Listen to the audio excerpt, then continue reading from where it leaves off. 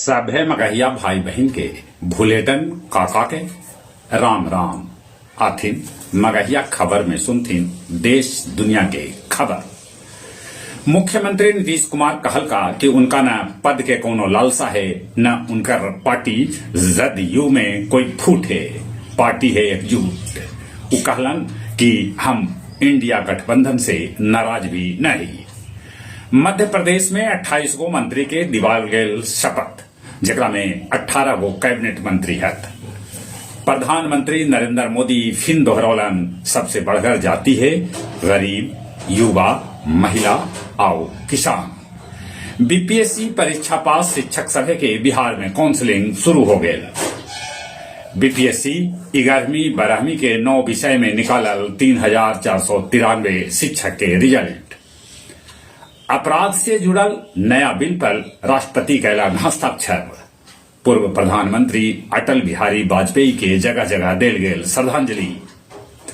नवादा के शहीद जवान चंदन के पार्थिव शरीर 5वां दिन उनका गांव नरो मोरार पहुंचल, देल गेल अंतिम विदाई।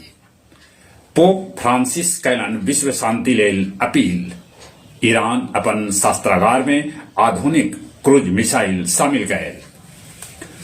29 तारीख से 31 दिसंबर तक कालचक्र मैदान बोधगया में दलाई लामा के होए टीचिंग।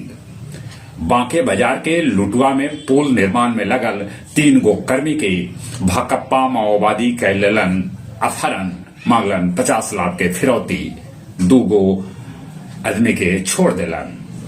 पहाड़पुर रिजर्वेशन काउंटर से 2 गो टिकट दलाल के पुलिस पकड़ल।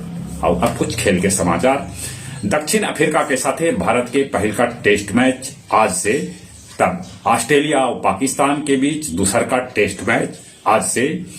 मुंबई आईपीएल हार्दिक के शामिल करे लेल 100 करोड़ रुपया खर्च गए।